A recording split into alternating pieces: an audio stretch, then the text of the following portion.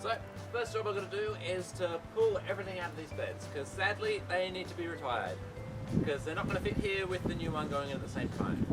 So I've got to find a place to put all these plants temporarily and take all the gravel out of them and do all that sort of stuff. It's a little bit of a shame because I have to dismantle this bed, and there's lots of little seedlings that are popping up everywhere. They just self-sowed from last week when I was doing the other bed, which you can see here, and when I was collecting all the seeds, some must have fallen down into it.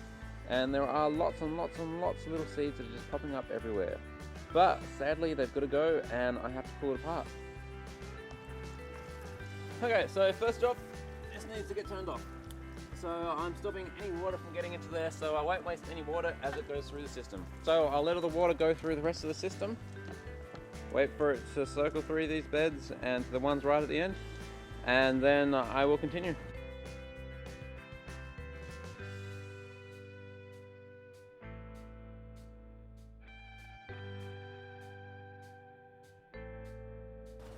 So this was supposed to be a raspberry bush, but it isn't. I got no idea what it was. I bought it off somebody on Gumtree and it just grew like crazy. I hope chickens will enjoy it because it is not a raspberry. Well, I heard like it was off, but just killed it.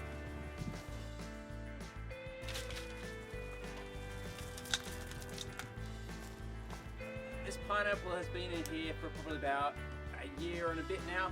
And it is growing. It's taking forever, but I've had it here a year and a half, so I am gonna get out a pineapple out of this eventually. So out it comes, but I will keep it for later. And lucky last one is the banana. It has been in here for a while now, and it has never been particularly happy, but it's still growing. So I will pull it out, and I will replant it a little bit later. Okay, so it is coming out.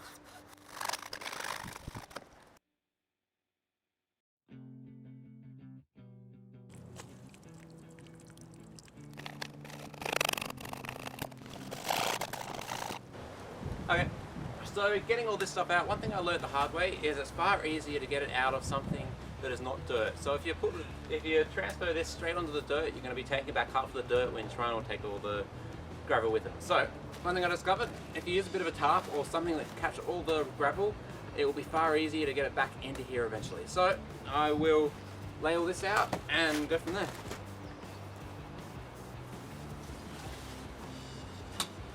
Nah, not gonna happen.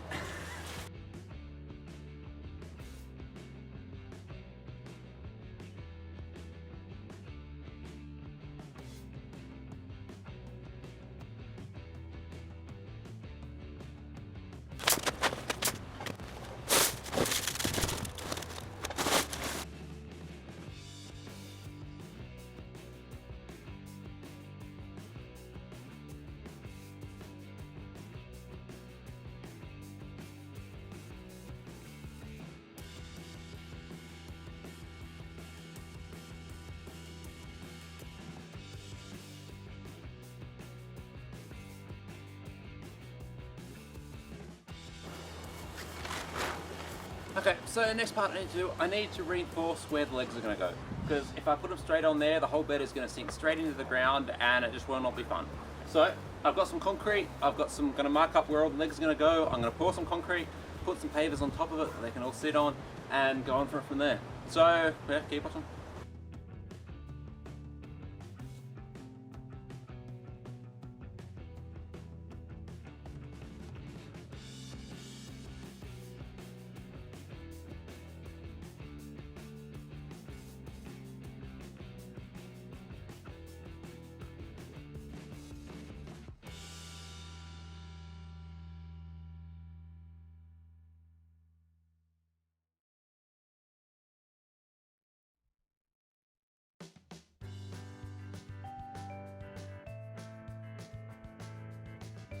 Okay, so I've got the holes dug and now I'm going to put some concrete in it. So I have a quick set of ice rink concrete, heavy bugger, and I'll mix it up and then put some into each of the holes.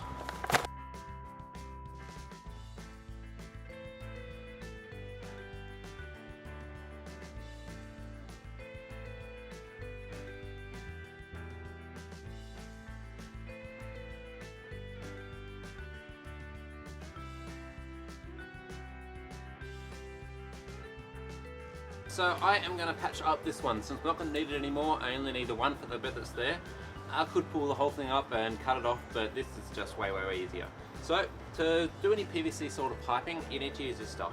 It is a priming fluid and then a glue, or a cement, that holds it all together. So, you brush both sides with the priming fluid, and they go nice and red like that. And then around the edges of this one. This bit goes all the way around there, and you can see all the glue getting onto it. And then straight onto the top.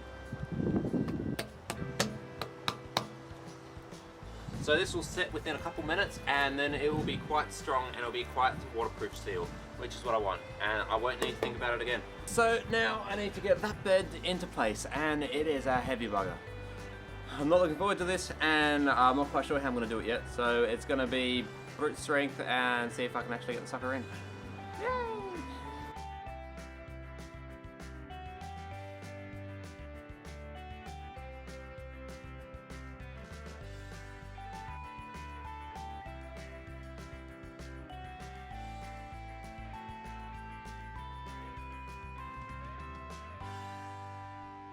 So it was about at this point that I realised the bed was a hell of a lot heavier than I thought it was. And I was a bit in over my head. I don't have a whole lot of footballer mates. If I had about 10 footballer mates that I could have drawn over to help me pick it up and lug it around, then that would have been awesome, but sadly it was me on my own little self trying to get the sucker in. So I got at it. This is working at about 10,000 times speed. So it was taking forever to move it. I was using the jack to go back and forth, pivoting off some pavers on the ground. So I'll lift up one corner, then lift up the other one, and rock it back and forth, and slowly move it into place. So if you're going to do this, I would recommend putting it in place or building it where you want to build it, because the sucker was bloody heavy, and I was not having fun doing it. I'd also recommend moving the gravel out of the way as well, because that was very heavy as well, and the legs got caught in it a little bit in the way, but eventually, after a hell of a lot of perseverance, I managed to get it there and felt like I was about to die in the process. Okay, I'm not actually dead here. I felt like crap, and that night I was up sick and I took the next day off work, so I'm not sure if I was coming down with something or I just pushed myself way too hard. But it was about this point that the bed wasn't hooked up, and it was coming onto a Sunday evening, and I just had to get it done. There wasn't two ways about it. I had to hook up the water, otherwise the other beds wouldn't have been able to have the water flowing through it. And I worked pretty much all day for the next week, and I just wouldn't have time to get out there after night, after it was dark, to get in there and finish it off. So I sucked it up, I got out there, and I just kept at it. And you can see the sun going down as it's all going in super fast motion as I'm trying to get in there. I'm hooking up the water at the moment, and then hooking up the other side of it, and then I go and turn it all back on and wait for the water to come out.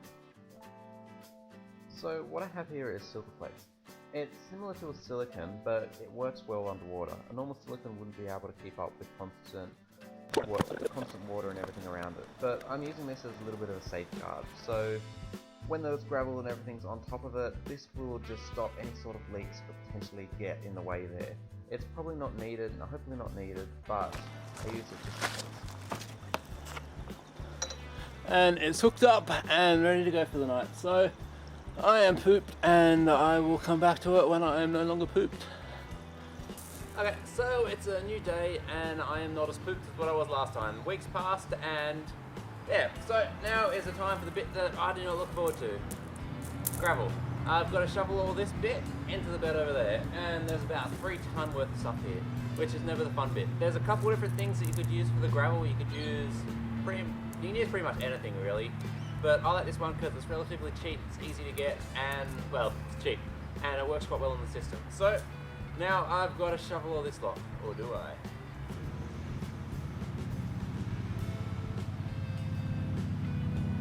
Okay, the force doesn't work.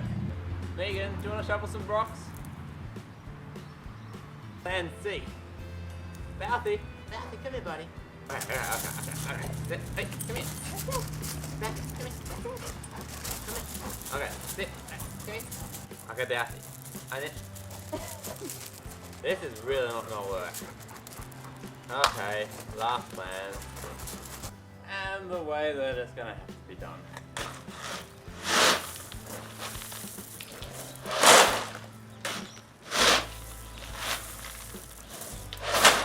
Yeah, you dig that gravel. At least she likes it. You dig it. Bend over nice and deep like.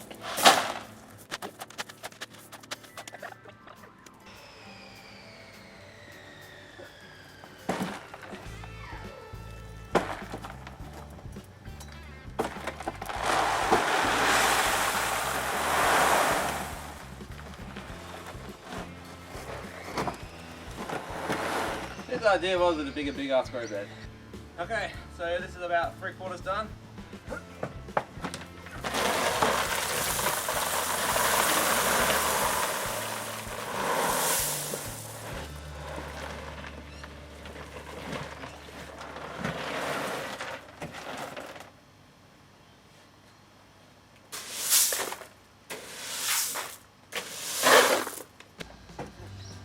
Okay, it's almost done. This is the very last one, which I am very happy about. 3 ton is freaking heavy. So I got the last one and I filled it up a little bit too high because I wanted to be done. So I'm probably going to struggle getting this into here, but done.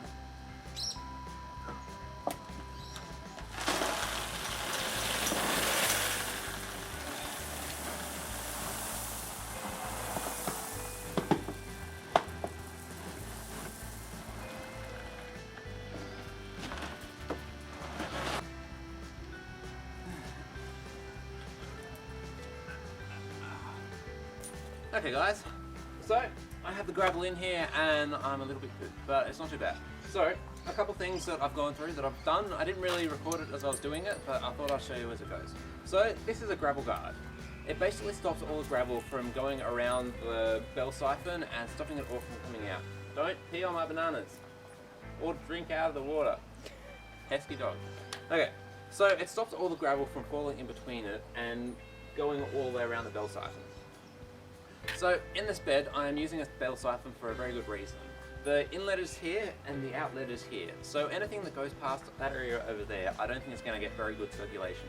So with the bell siphon inside of it, it means it will fill up and then it will drain the entire bed, and fresh water is going to every single part of this bed. So how it works is really quite easy. This goes over the standpipe goes up to about that point there, and then it'll drain everything out. So once the water goes over a certain level, and if the flow's enough, then it will drain completely out of the bed, and then all the water will go straight back to the system and ready for another pass all the way through. So this just goes straight over the top.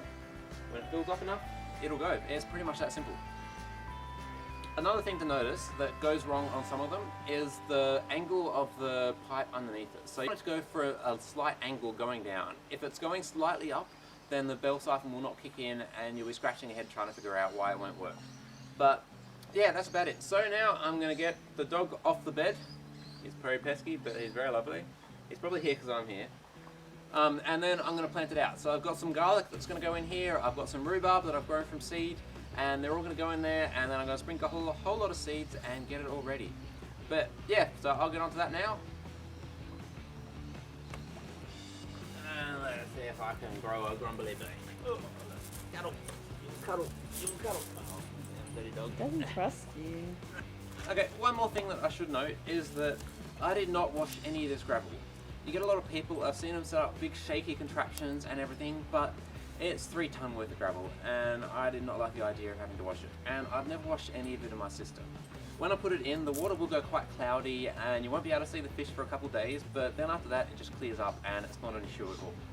But yeah, I thought I would try and see the bit that I've been a little bit concerned about myself.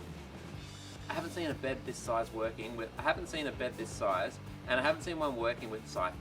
So I'm not 100% sure if it will work. So it's almost full, and I will give it a test to see how it goes. Okay, so time to test it out. The water has gotten to the lip of it, and now the siphon goes in. So we'll see if it kicks off, and we'll see if it works.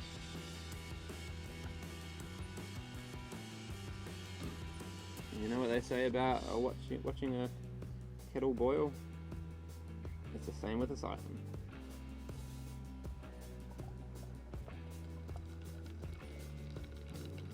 And there we go, she's kicking off.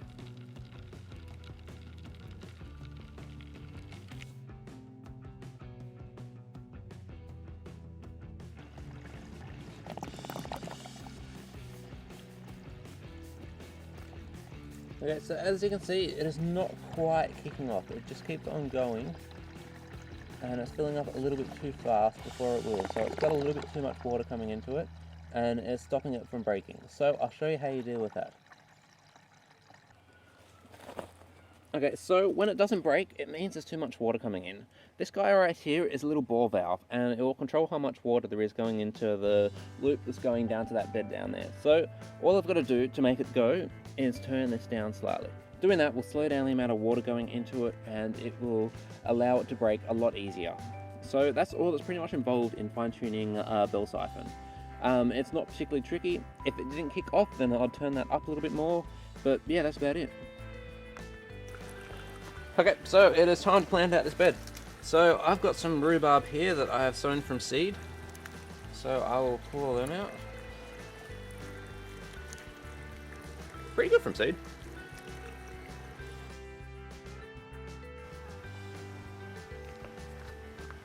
So some of you guys might be curious about why I'm planting so much rhubarb, and it's for this video right there.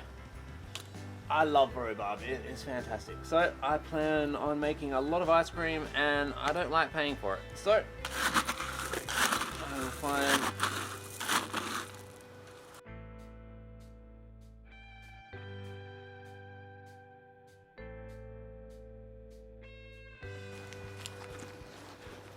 okay, so next thing to go in is some garlic. And I'm excited because I go through a lot of garlic, so it makes sense to plant some.